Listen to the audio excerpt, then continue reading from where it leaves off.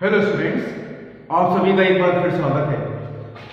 आज देखिए मैं शुरुआत करूंगा चैप्टर 13 यानी कि जो प्रोबेबिलिटी है उसके प्रश्नावली 13.4।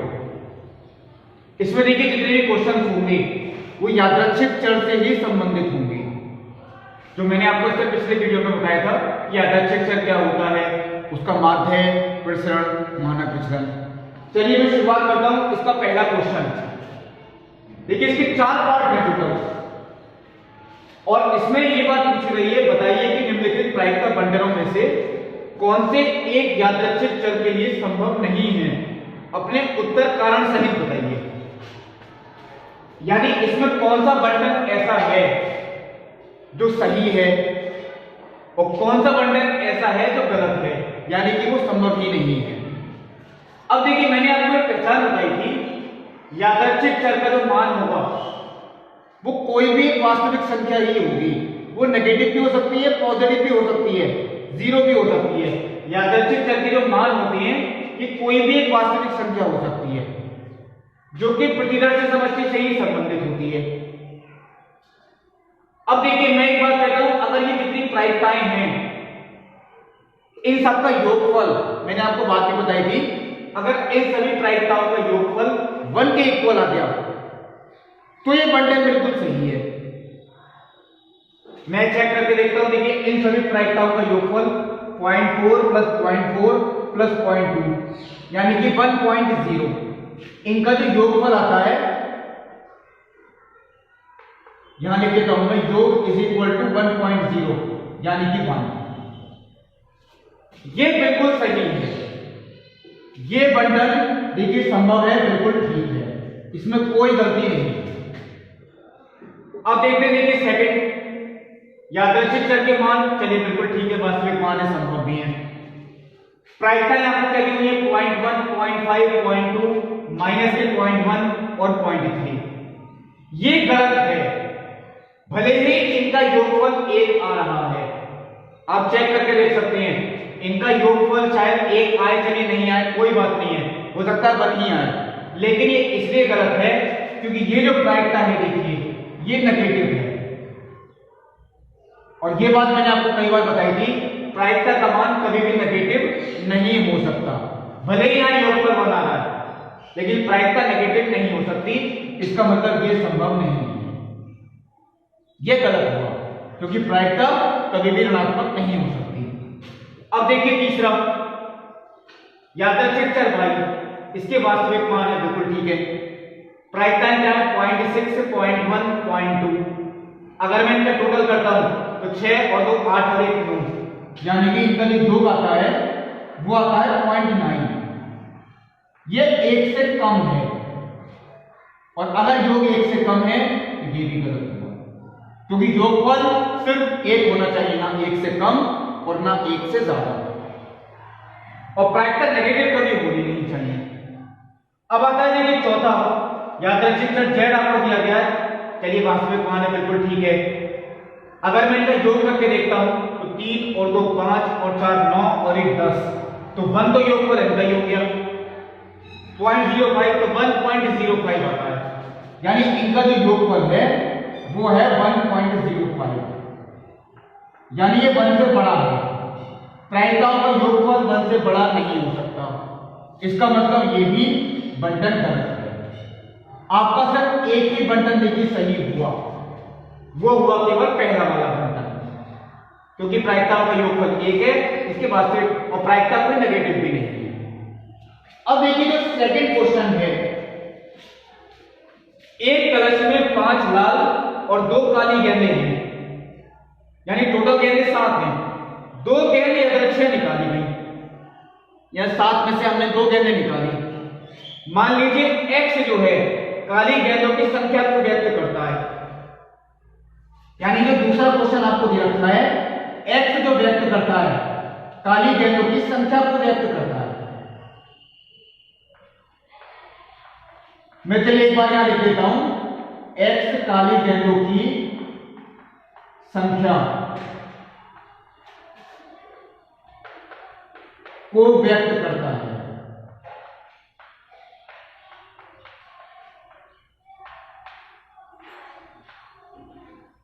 जब दो गेंदें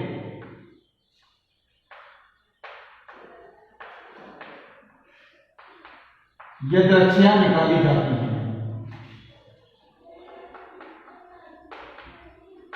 देखिए एक बार लाइन आपको लिखनी पड़ेगी पूरी, मैंने इसके लिख के भी दिखाई। एक्स काली गेंदों की संख्या को व्यक्त करता है जबकि दो गेंदें यदृच्छया निकाली जाती हैं। कलश में से दो गेंदें यदृच्छया निकाली जाती हैं। तब इन्होंने देखिए यही बात पूछी है, एक्स के संभावित मान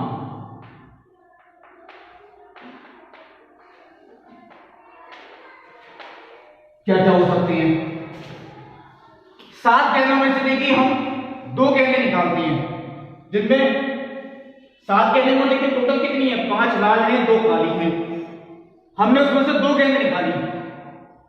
एक्स किसे व्यक्त कर रहा है, काली गेंदों की संख्या को। तो एक्स के मान देखिए हो सकता है जो दो गेंदें हमने निकाली उनमें से एक भी काली ना हो, या जो दो गेंदें हमने निकाली उनमें से एक काली हो, या जो दो गेंदें हमने निकाली दोनों की दोनों ही काली हो। तो जो x के संभावित मान है 0 भी हो सकता है, क्योंकि 0 का मतलब क्या है, एक भी काली नहीं है। हो सकता है एक काली हो, उसके लिए मैंने 1 लिख दिया, और हो सकता है दोनों की दोनों काली हो, उसके लिए क्या हो लिख दिया मैंने।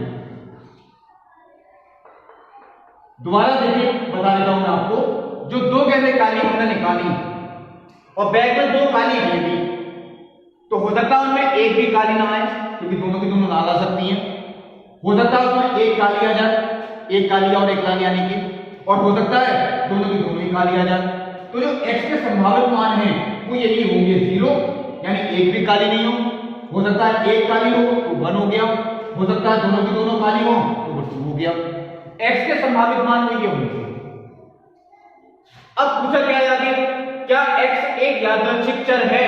बिल्कुल ठीक है, x एक यादृच्छिक चर है, क्योंकि x के जो मान हैं वो देखिए यही वास्तविक संख्याएं हैं जो कि प्रतिदर्श समष्टि से संबंधित हैं।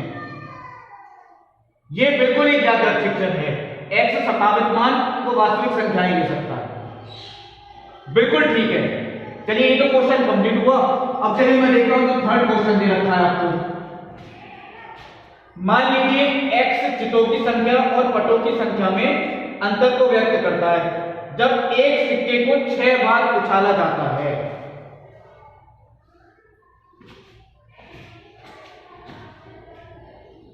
जब एक सिक्के को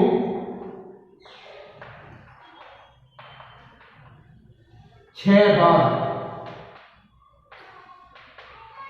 उछाला जाता है,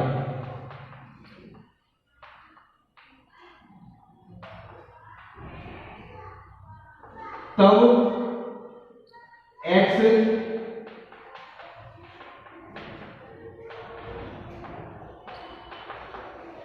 चितों तथा पटों की संख्या में अंतर को व्यक्त करता है।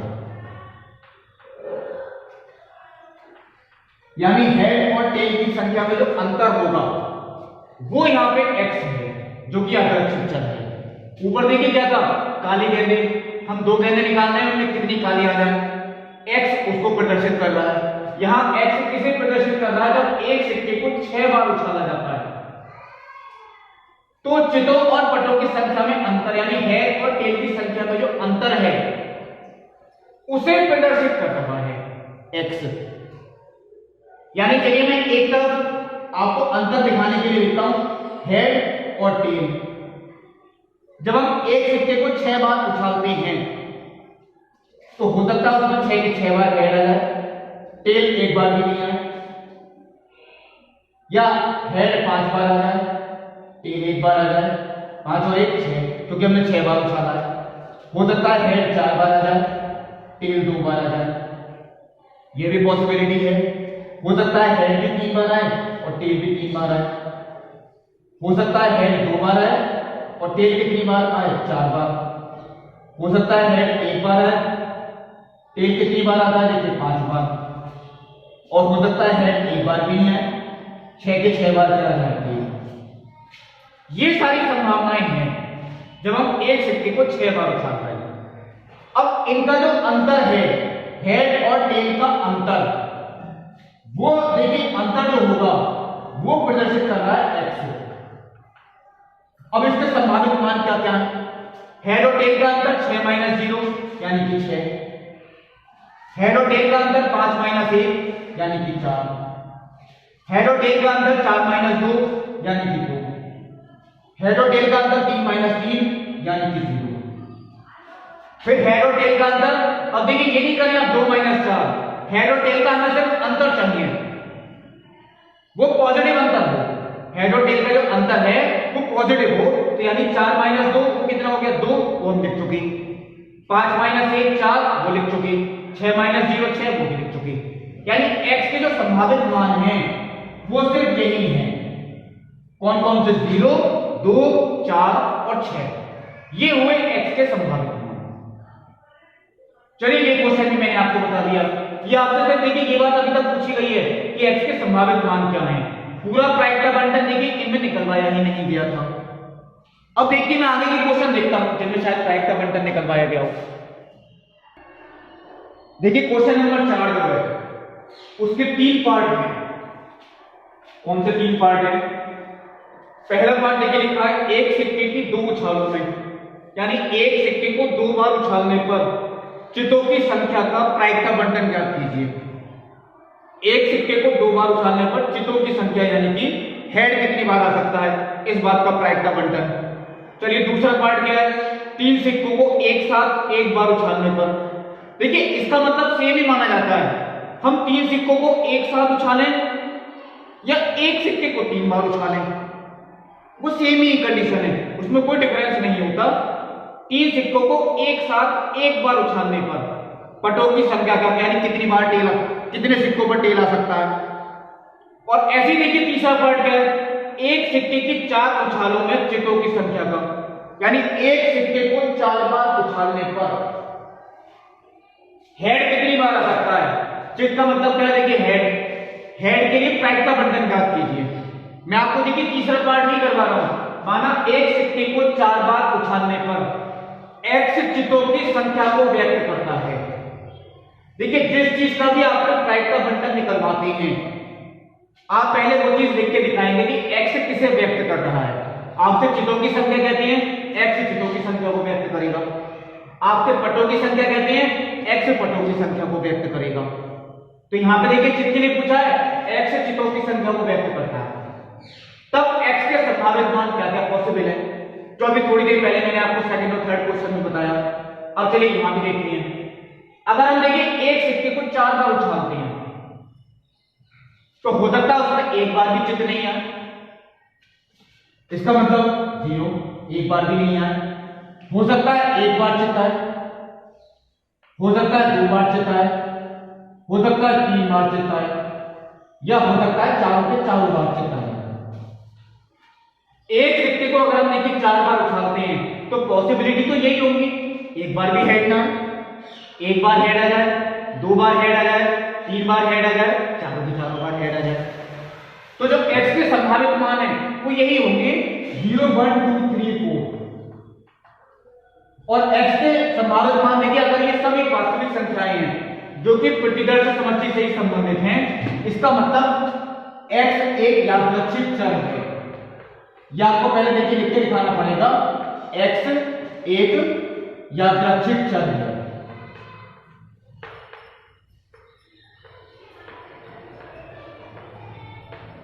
अब देखिए जो मैंने सेकंड और थर्ड क्वेश्चन बताए थे वो सिर्फ यहीं तक कंप्लीट हो गए थे। ये ऐसे पहले क्वेश्चन आए चौथे क्वेश्चन में तीनों पार्ट, जिसमें आपको प्रायिकता बंटन निकालना है। बंटन का मतलब इन सबकी प्रायिकताएं भी हमें पता होनी चाहिए।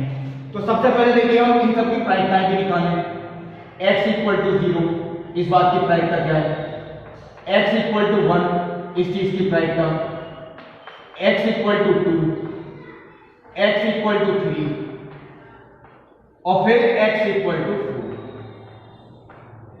सभी की देखिए प्रायिकताएं हमें निकालनी है।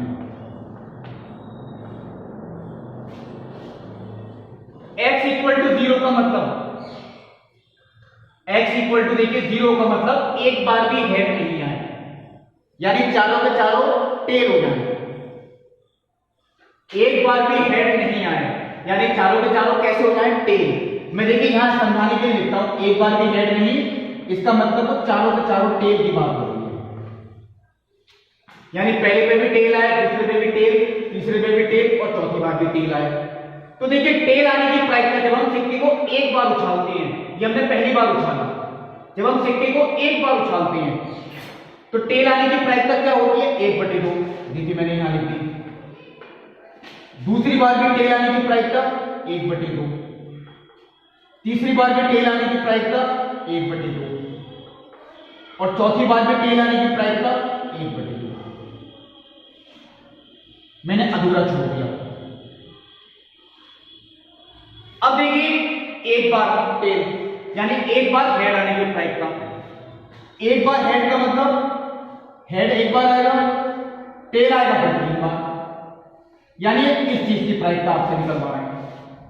एक बार हेड आए 3 बार टेल आ जाए, तो हेड आने की प्रायिकता क्या होती है, देखिए 1/2 और टेल आने की प्रायिकता ये भी 1/2। लेकिन अब आप कहेंगे सेम कैसे हो जाएंगी, यही चीज मैं ऊपर रुक गया था। हम इन्हें आपस में व्यवस्थित भी कर सकते हैं, ये जरूरी नहीं कि पहली बार ही हेड आए, हो सकता है हेड दूसरी बार आए, बाकी तीनों बार टेल हो, या हेड तीसरी बार हो, या हेड चौथी बार हो। तो अब हम इन्हें व्यवस्थित कैसे कर सकते हैं, ये आपने क्रमचय और संचय वाले चैप्टर में पढ़ा था, वस्तुओं को व्यवस्थित करने की विधियां। देखिए यहां पर 4 वस्तुएं हैं टोटल, इन्हें अगर मैं व्यवस्थित करता हूं तो फैक्टोरियल 4 मेथड से करूंगा। कितने से करूंगा, फैक्टोरियल 4 से। चलिए मैं एक बार लिख देता हूं फैक्टोरियल 4। लेकिन क्योंकि चारों की चारों सेम हैं, तो जो वस्तुएं सेम होती हैं यानी कि इनमें कोई डिफरेंस नहीं होता, उन्हें भी अगर हमें व्यवस्थित करना हो तो हम उतने ही फैक्टोरियल से भाग भी कर देते हैं जो वस्तुएं रिपीट हो रही होती है। मैं देखिए यहां समझाता हूं आपको, यहां भी टोटल कितनी वस्तुएं मान लीजिए 4 वस्तुएं हैं, या जा फैक्टोरियल 4, लेकिन इसमें 3 वस्तुएं एक जैसी हैं। इन 4 वस्तुओं को अगर ये चारों डिफरेंट होती तो फैक्टोरियल 4 ही होता। जो वस्तु रिपीट हो जाती है, जो लेटर रिपीट होता है, उसके फैक्टोरियल से हमें भाग भी करना पड़ता है। टेल यहां पे कितनी बार आ रहा है, 3 बार, यानी फैक्टोरियल 3 से हमें भाग करना पड़ता है। अब देखिए मैं यहां फिर बताता हूं एक बार, 2 बार हेड आए, इसका मतलब क्या है, 2 बार हेड आएगा, ये कोई से भी 2 बार हो सकता है, 2 बार टेल आए, हो सकता है पहली और चौथी बार हेड हो जाए, बीच में दोनों टेल हो जाए। अब इन्हें व्यवस्थित करने यानी कि इनकी प्रायिकता क्या है, हेड आने की प्रायिकता 1/2 और टेल आने की प्रायिकता 1/2। ये देखिए मैंने लिख दिया। लेकिन अब हमें इन्हें व्यवस्थित भी करना है। टोटल वस्तुएं कितनी है, 4 बटे रिपीट कौन कौन सी आ रही है, एच आ रहा है 2 बार और टी कितनी बार आ रहा है, 2 बार, यानी फैक्टोरियल 2 इंटू फैक्टोरियल 2। चलिए एक बार और देखते हैं, 3 बार हेड आए और 1 बार टेल आए, 3 बार हेड और 1 बार टेल। तो इसका मतलब क्या है, देखिए हेड आने की प्रायिकता, हेड आने की प्रायिकता, हेड आने की प्रायिकता और टेल आने की प्रायिकता। लेकिन फिर इन्हें व्यवस्थित करना है, 3 बार हेड आता है, 1 बार टेल, इसका मतलब टोटल वस्तुएं 4, हेड यहां पर 3 बार रिपीट हो गया। फिर देखते हैं एक बार, चारों के चारों बार हेड आ जाए, यानी कि इस तरीके का क्वेश्चन। तो हेड आने की प्रायिकता, हेड आने की प्रायिकता, हेड आने की प्रायिकता और हेड आने की प्रायिकता, 4 वस्तुएं चारों की चारों रिपीट है, यानी कि फैक्टोरियल 4 अपॉन फैक्टोरियल 4। और या तो आप इस मेथड से करिए, कोई प्रॉब्लम नहीं है, और अगर आप ये नहीं कर पाते हैं तो मैं दूसरी ट्रिक भी आपको बता रहा हूं, दोनों का मतलब सेम है, मैं इसके बराबर में ही लिख देता हूं। देखिए अपने सिक्के को कितनी बार उछाला, 4 बार, 1 बार भी नहीं आया, तो जो आप संचय का सूत्र पढ़ते हैं एनसीआर, यानी कि 4 बार में से 1 बार भी नहीं, 4 बार में से 1 बार भी नहीं, इसका मान आप निकालेंगे वो यही आएगा। इसका मान 1 होता है, ये भी देखिए 1 ही आ रहा है। अब देखिए यहां एक बार हेड आए, 4 बार उछालने पर अगर एक बार हेड आए तो इसका मतलब मैंने लिख दिया 4C1। आप इसका मान निकालें चाहे इसका मान निकालें, बिल्कुल सेम आएगा।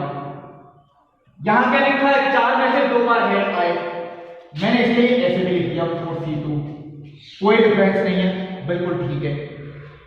4 में से 3 बार हेड आए यानी कि 4C3, और 4 में से चारों के चारों बार हेड आ जाए यानी कि 4C4। अगर आपको ये चीज ध्यान नहीं रहती है तो आप इस तरह से कर सकते हैं। ये बात आप ध्यान रखेंगे, जितने भी क्वेश्चन देखिए सिक्के से संबंधित हैं, पासे से संबंधित हैं, उनमें ये रूल ध्यान रखें, जरूर लगेगा। सिक्के से संबंधित, पासे से संबंधित जितने क्वेश्चन होंगे उसमें ये रूल जरूर लगेगा। अब देखिए मैं आगे अगर सॉल्व करता हूं इसको, इसका मान तो 1 होगा, तो ये उत्तर आ गया 1/16।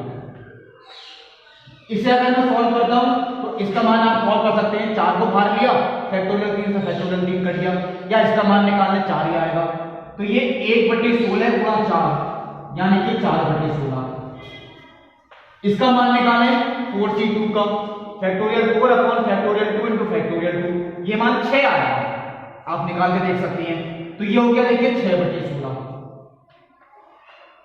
अब देखिए इसका निकालना तो ये भी 4 आएगा, 4/16, और इसका मान निकालना तो ये 1 आएगा क्योंकि कैंसिल आउट हो गए, ये हो गया 1/16। अब देखिए जितनी भी प्रायिकताएं हमने निकाली, अगर इन सबका टोटल 1 आता है तो ये बिल्कुल सही है। चेक करके देखते हैं, 1 और 4 5 और 6 11 और 4 15 और 1 16, 16/16 1 आ गया, बिल्कुल ठीक है। यानी जो प्रायिकता बंटन हुआ, अब हमें वो कंप्लीट करना है। प्रायिकता बंटन, x के संभावित मान देखिए वो यहां भी लिखे हुए हैं, 0 1 2 3 4। प्रायिकताएं की क्या क्या है, एक बार भी नहीं आए इस बात की प्रायिकता 1/16, एक बार आए इस बात की प्रायिकता 4/16 यानी कि 1/4, 2 बार आए इस बात की प्रायिकता 6/16 यानी कि 3/8, 3 बार आए इस बात की प्रायिकता 4/16 यानी कि 1/4, और 4 बार आए इस बात की प्रायिकता 1/16। ये आपका हो गया प्रायिकता बंटन। जो आपको देखिए पहला पार्ट इसका है वो छोटा ही है, क्योंकि पहले पार्ट में संभावित मान आप खुद देख सकते हैं शायद 0 1 2 ही होंगे, और जो दूसरा पार्ट है उसमें संभावित मान 0 1 2 और 3 होंगे। वो आप होमवर्क में करेंगे, मैंने आपको तीसरा पार्ट करके दिखाया, ये था देखिए इसका प्रायिकता बंटन। अब देखिए चलिए मैं देखता हूं अगला क्वेश्चन कौन सा बेटर है। क्वेश्चन नंबर देखिए 5वां, क्वेश्चन नंबर 5वां, चलिए मैंने नंबर यहां पर देखिए चेंज नहीं किया था। क्वेश्चन नंबर 5 में देखिए आपको ये बात बताई गई है, एक पासे को 2 बार उछालने पर सफलता की संख्या का प्रायिकता बंटन ज्ञात कीजिए। अब ये सफलता क्या चीज है, देखिए सफलता क्वेश्चन तो कुछ भी बन सकता है। पहला पार्ट इन्होंने क्या बना दिया, 4 से बड़ी संख्या को सफलता माना गया है, और दूसरा पार्ट क्या बना दिया, 5 से बड़ी संख्या 6 अगर आ जाए तो उसे सफलता माना गया। तो देखिए क्वेश्चन तो कुछ भी हो सकता है, एक प्रतिदर्श समष्टि से कई यादृच्छिक चर संबंधित हो सकती हैं, क्योंकि क्वेश्चन देखिए कुछ भी बना सकते हैं। मैं आपसे कहता हूं 5 से बड़ी सम संख्या आना सफलता है, तो इस बात का प्रायिकता बंटन ज्ञात कीजिए। विषम संख्या आना सफलता है, इस बात का प्रायिकता बंटन ज्ञात कीजिए। कुछ भी क्वेश्चन देखिए हो सकता है। अब देखिए 5वें क्वेश्चन का जो पहला पार्ट है, चलिए पहले मैं वही देखता हूं। एक पासे को 2 बार उछालने पर 4 से बड़ी संख्या को सफलता माना गया। माना एक पासे को 2 बार उछालने पर x 4 से बड़ी संख्या को व्यक्त करता है, यानी 4 से बड़ी संख्या आ जाए, 5 भी आ जाए चाहे 6 आ जाए, 5 या 6 में से कोई एक संख्या आ जाए पासे पर, तो वो हमारी सफलता है। और 1 2 3 4 में से कोई एक आ गई तो वो असफलता मानी जाएगी। यानी आप सक्सेसफुल कब माने जाएंगे, जब पासे पर या तो 5 आ जाए या 6 आ जाए। और फेल कब माने जाएंगे? अगर 1 2 3 या 4 में से कोई आ जाए। तो पासे को जब हम 2 बार उछालते हैं, अगर 4 से बड़ी संख्या उस पर आती है तो इसका मतलब क्या है? x के संभावित मान क्या क्या पॉसिबल है, यानी कि हो सकता है एक बार भी 4 से बड़ी संख्या नहीं आए, एक बार भी नहीं आए यानी कि 0। हो सकता है एक बार आ जाए 4 से बड़ी संख्या, और हो सकता है दोनों के दोनों बार आ जाए 4 से बड़ी संख्या। इसका मतलब x के जो संभावित मान होंगे वो यही होंगे, 0 1 1। दोबारा बताता हूं, देखिए 4 से बड़ी संख्या यानी कि 5 और 6, तो हो सकता है एक बार भी नहीं आए 5 या 6 में से कुछ भी। जब हम 2 बार उछालते हैं तो हो सकता है एक बार भी नहीं आए, या हो सकता है एक बार आ जाए 5 या 6 में से कोई भी एक चीज, या हो सकता है दोनों की दोनों बार ही आ जाए 5 या 6 में से कोई भी चीज। देखिए x के जो संभावित मान है वो इस पे डिपेंड होते हैं, तो अधिकतम इतने ही हो सकते हैं, इससे ज्यादा तो हो नहीं सकते, इससे कम तो होंगे ही होंगे। हमने 2 बार उछाला है तो 2 तक हो सकते हैं, अगर हम 3 बार उछालते तो 0 1 2 और 3 तक हो गए, 4 बार उछालते तो 0 1 2 3 और 4 तक हो गए। तो x के संभावित मान ये हैं, x एक यादृच्छिक चर है, बिल्कुल ठीक है। अब इनकी प्रायिकताएं देखिए क्या क्या है। x equal to 0, x equal to 1 और x इक्वल टू 2। अब देखिए चलिए इनकी प्रायिकताएं कैसे निकालें। चलिए मैं एक बात कहता हूं आपसे, एक बार भी 4 से बड़ी संख्या नहीं आए, यानी कि दोनों बार 1 2 3 या 4 में से कोई संख्या आएगी। देखिए 4 से बड़ी संख्या आती है तो वो सक्सेस है, और 4 से छोटी संख्या आती है, 4 या 4 से छोटी आती है तो वो फेलियर है। तो इसे मैं सक्सेस और फेलियर करके मान लेता हूं। मैं यहां पे दिखा रहा हूं एक बार भी नहीं, यानी हम एक बार भी सक्सेसफुल नहीं हो रहे, यानी दोनों के दोनों बार हम फेल हो रहे हैं। इस फेल को मैंने इस तरीके से दिखा दिया। यहां पे हम एक बार सक्सेसफुल हो रहे हैं, एक बार फेल हो रहे हैं, तो सक्सेसफुल और फेल। यहां दोनों के दोनों बार हम सक्सेसफुल हो रहे हैं, सक्सेसफुल और सक्सेसफुल। अब इतनी प्रॉब्लम नहीं होती। चलिए आगे देखते हैं क्या है। अब मैं आपसे एक बार कहता हूं, पासे पर अगर 4 से बड़ी संख्या आए, इस बात की प्रायिकता क्या होगी? यानी 5 आ जाए या 6 आ जाए, या तो 5 आ जाए या क्या आ जाए, 6 आ जाए। तो 4 से बड़ी संख्या आने की प्रायिकता, यानी सक्सेसफुल की जो प्रायिकता है, मैं देखिए यहां लिखता हूं, सक्सेसफुल होने की प्रायिकता एक बार उछालने पर 5 भी आ सकता है, 6 भी आ सकता है। तो अनुकूल परिणाम तो 2 ही हुए, 5 और 6, और कुल परिणाम कितने होते हैं? 6, यानी कि 2/6 1/3। और फेल होने की प्रायिकता क्या है? अगर हम पासे को एक बार उछालें, 4 आ जाए या 4 से छोटी हो जाए, 1 2 3 और 4, तो अनुकूल परिणाम 4 है और कुल परिणाम कितने हैं? 6, यानी कि 2/3। हमारी एक बार सफल होने की प्रायिकता 1/3 और एक बार में फेल होने की प्रायिकता 2/3। देखिए हेड और टेल सिंपल था, क्योंकि आप लोग जानते हैं हेड आने की प्रायिकता 1/2, टेल आने की प्रायिकता क्या है? 1/2। यहां पे सफलता किस चीज को मान रहे हैं? तो सफलता है 4 से बड़ी संख्या, तो सफलता की प्रायिकता है 2/6 1/3, और असफलता की प्रायिकता क्या है? 4/6 यानी कि 2/3। अब देखिए मैं यहां लिखता हूं दोनों बार फेल होने की प्रायिकता, यानी कि 2/3 इंटू 2/3 इंटू 0, यानी 2 बार उछालने पर एक बार में सफल नहीं हो रहे, इसे मैंने 2C0 लिख के लिखा। अगला देखते हैं, चलिए एक बार सफल हो जाए, एक बार फेल हो जाए। सफल होने की प्रायिकता 1/3, फेल होने की प्रायिकता 2/3। 2 में से एक बार सफल हो जाए, इस बार की 2C1। दोनों के दोनों बार सफल हो जाए, ये कैसे निकालें? सफल होने की प्रायिकता 1/3, सफल होने की प्रायिकता 1/3, और दोनों के दोनों बार हो जाए 2C2। सॉल्व करते हैं अगर हम आगे, 2 आप इसे वैसे भी कर सकते हैं फैक्टोरियल 2 अपॉन फैक्टोरियल 2, फैक्टोरियल 2 ही आएगा ये केवल फैक्टोरियल 2 अपॉन फैक्टोरियल 2, तब भी वही आंसर है। इसका मान 1 4/9, इसका मान 2 आएगा तो 2 3 4 4/9, इसका मान 1 आएगा, ये कितना हो गया 1/9, क्योंकि 1/3 इंटू 1/3 इंटू 1, 1/3 इंटू 2/3 इंटू 2 और 2/3 इंटू 2/3 इंटू 1। अगर हम योग निकालें 4 4 8 और 1 9 9/9 1 आता है, यानी प्राइम का बंटन बिल्कुल ठीक है। हम यहां पे इसे इस तरह से लिखेंगे x के मान 0 1 2 और इनकी प्रायिकताएं क्या क्या है 4/9 4/9 और 1/9, बिल्कुल ठीक है।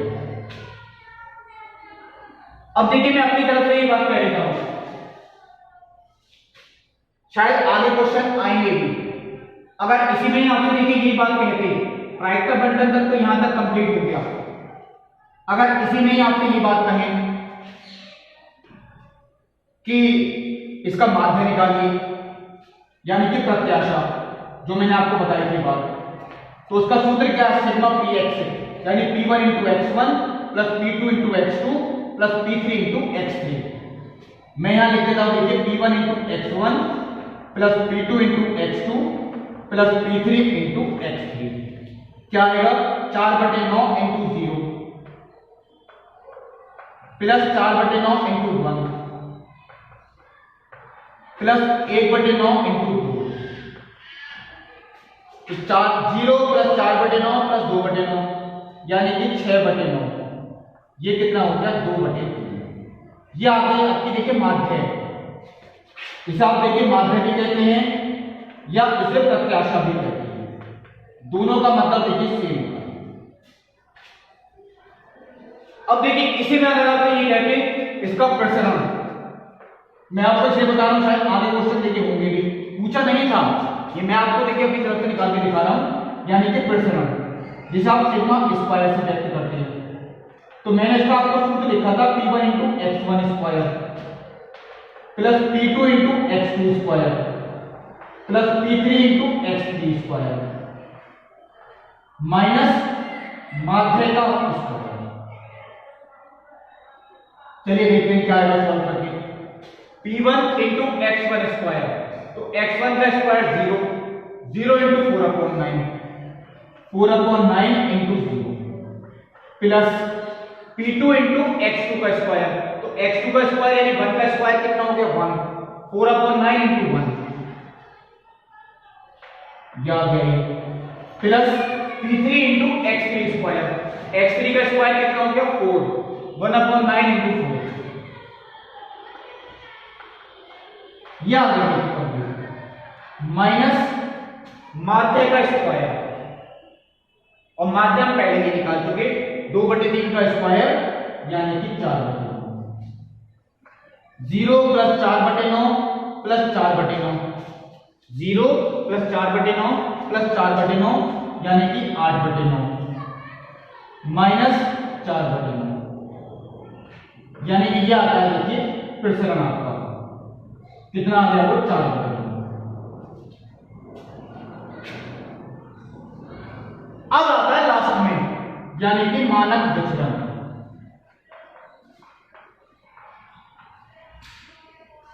जिसे हम देखिए केवल सिग्मा से व्यक्त करते हैं, और मैंने आपको बताया था मानक विचलन वो होता है वर्गमूल प्रसरण।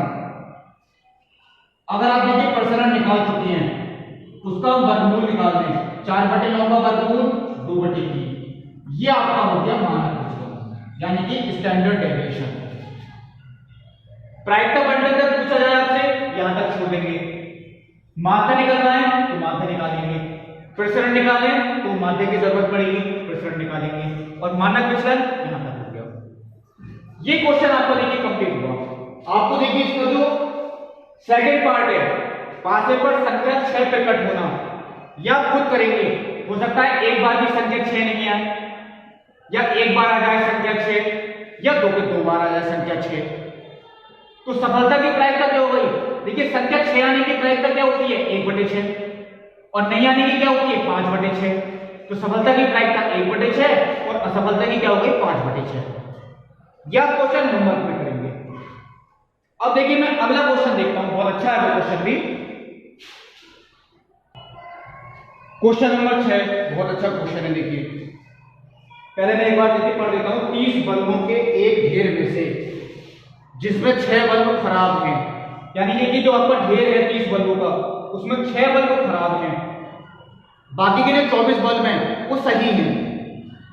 इसमें 4 बल्बों का एक नमूना यदृच्छा बिना प्रतिस्थापन के निकाला जाता है। यानी हमने देखिए इसमें से 4 बल्ब निकाले 30 में से, लेकिन बिना प्रतिस्थापन का मतलब एक बार में केवल एक बल्ब निकालेंगे, और जो बल्ब हम निकालेंगे उसे वापस नहीं रखेंगे। ये बात मैंने आपको देखिए सबसे पहली प्रश्नावली में भी बताई थी। बिना प्रतिस्थापन का मतलब होता है जो चीज हम एक बार निकालते हैं उसे वापस ढेर में नहीं रखना है। यानी पहला बल्ब हम 30 में से निकालते हैं, अगला फिर 29 में से निकालेंगे, इस तरीके से। खराब बल्बों की संख्या का प्रायिकता बंटन ज्ञात कीजिए। खराब बल्बों की संख्या यानी कि उसमें हो सकता है 4 बल्ब जो हम निकालते हैं, हमने देखिए कितने बल्ब निकाले 4, तो एक भी खराब ना आए। एक भी खराब हो सकता है, 2 भी हो सकते हैं, 3 भी हो सकते हैं और 4 भी हो सकते हैं।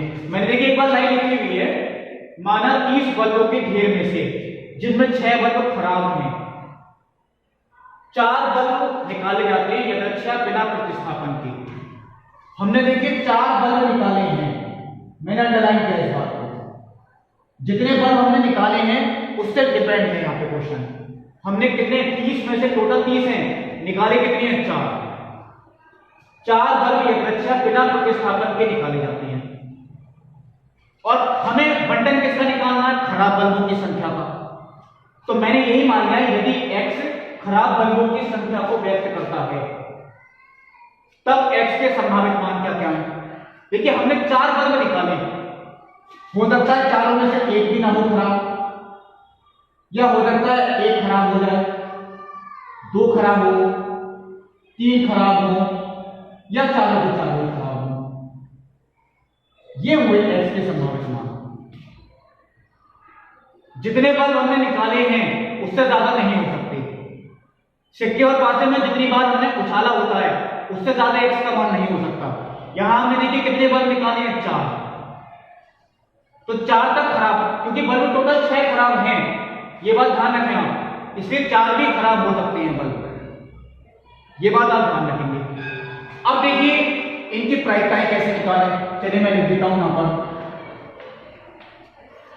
एक भी खराब नहीं हो इस बात की प्रायिकता, एक खराब बल्ब है इस बात की प्रायिकता, 2 बल्ब खराब हैं इस बात की प्रायिकता, 3 बल्ब खराब हैं इस बात की प्रायिकता, और 4 बल्ब खराब हैं इस बात की प्रायिकता।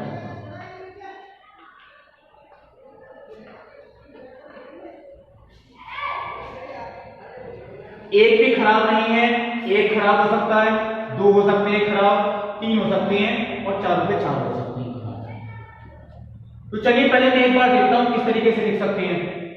देखिए एक भी खराब नहीं है, इसका मतलब चारों के चारों सही होंगे। चारों के चारों बल्ब होंगे वो देखिए बिल्कुल सही होंगे, वो खराब नहीं है।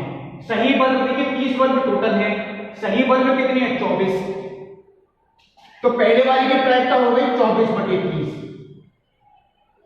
क्योंकि अनुकूल परिणाम 24 और कुल परिणाम कितने 30। यहां चारों के चारों देखिए सही बल्ब हैं, एक भी खराब नहीं है, इसका मतलब चारों के चारों सही हैं। तो 24/30 इंटू, अब देखिए बिना प्रतिस्थापन का मतलब क्या है।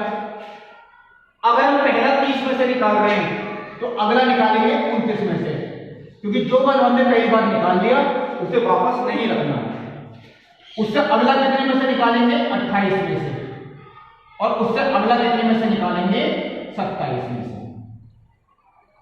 ये बात तो देखिए क्लियर हो गई। अब यहां चारों के चारों सही हैं, पहली बार सही आ जाए अनुकूल परिणाम 24, मान लीजिए एक बार सही है आ चुका एक बल्ब, बचे कितने सही 23, फिर एक कम हो जाएगा, अब सही कितने बचे 22, और लास्ट में कितने बचे 21। ये हुआ देखिए। अब इनटू में एक चीज और आएगी, हो सकता है एक भी खराब नहीं है, 4 जो बात मैंने आपको बताई थी, एक भी खराब नहीं है। यहां तो देखिए कोई फर्क नहीं पड़ेगा क्योंकि इसका मान तो 1 आएगा, इन तीनों में फर्क पड़ेगा। कैसे? यहां पे एक खराब है, 3 सही है। एक तो खराब है, 3 सही है। मैं ऐसे करके लिख देता हूं, देखिए यहां पे चारों के चारों खराब हैं। चलिए मैं खराब के लिए इस तरीके से चिन्ह बना देता हूं। मैंने रॉन्ग करके लिख दिया है। यहां पे चारों के चारों ठीक हैं यानी राइट। यहां चारों के चारों सही बल्ब है यानी राइट को मैंने सही मान लिया है। रॉन्ग को मैं खराब मान रहा हूं। यहां पर रॉन्ग और बाकी तीनों राइट हैं। ये हुआ एक खराब 3 सही। यहां पे 2 खराब 2 सही। यहां पे 3 खराब 1 सही और यहां पे चारों के चारों खराब। अब देखिए यहां पे, अब चलिए चेक करते हैं कैसे आएगा। पहला वाला तो हम 30 में से ही करेंगे, अगला वाला कितने में से करेंगे? 29 में से, फिर इससे अगला 28 में से और फिर इससे अगला 27 में से। ये तो आएगा ही, ये तो देखिए सभी में ऐसे ही आएगा। चलिए मैं पहले ही आपके सामने लिख देता हूं, ये तो सभी के लिए कुल परिणाम इतने ही होंगे। इस वाले में भी मैं लिख देता हूं,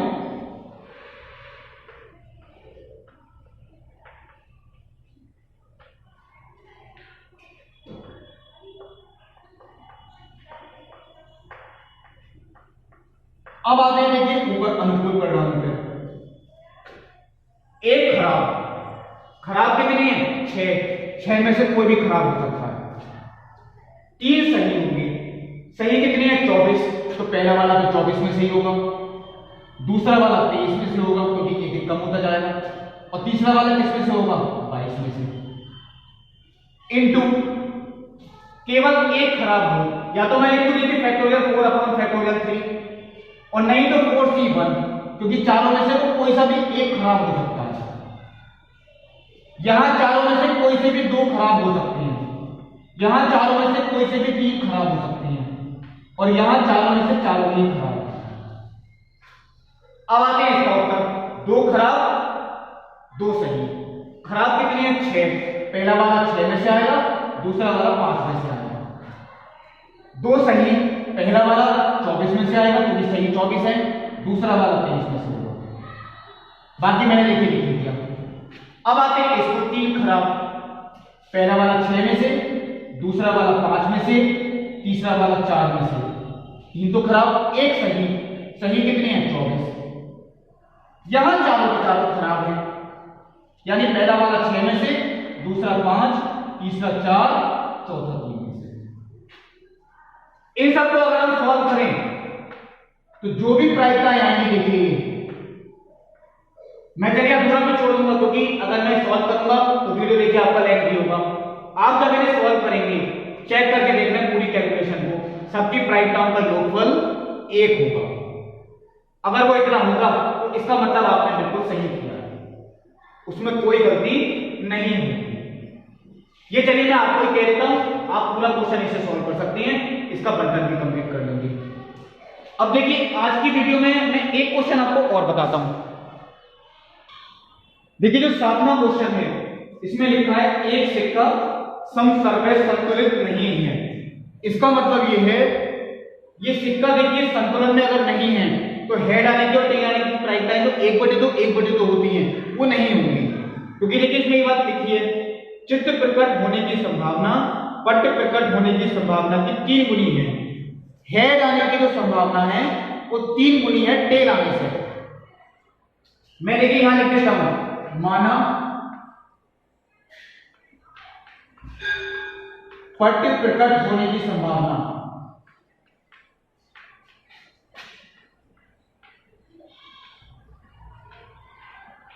बराबर x। चलिए मैंने x मान लिया, तब चित्त प्रकट होने की संभावना, चित्त प्रकट होने की जो संभावना है वो पट प्रकट होने की संभावना की 3 गुनी है, वो हो गई 3x। चित्त प्रकट होने की संभावना पट प्रकट होने की संभावना की 3 गुनी है। अगर पट की x है तो चित्त की कितनी हो गई 3x। अब देखिए सिक्के पर चित्त और पट दो ही परिणाम होते हैं, इसके अलावा तो कोई नहीं होता। जितने भी प्रतिदर्श समष्टि से संबंधित परिणाम होते हैं उन सबकी प्रायिकताओं का योगफल हमेशा कितना होता है 1। यानी टेल आने की प्रायिकता प्लस हेड आने की प्रायिकता, दोनों का योगफल कितना होना चाहिए 1, क्योंकि इनके अलावा कोई परिणाम होता ही नहीं। यानी कि अगर मैं इसे सॉल्व करता हूं 4x इक्वल टू 1 यानी x इक्वल टू 1/4। तो जो टेल आने की संभावना है मैं यहां लिख देता हूं, देखिए टेल आने की संभावना यानी प्रायिकता वो तो है 1/4 और जो हेड आने की संभावना है वो है 3/4। ये 1/2 और 1/2 नहीं है। अब देखिए आपने इसमें लिखा है यदि सिक्का 2 बार उछाला जाता है तो पटों की संख्या का प्रायिकता बंडल ज्ञात कीजिए।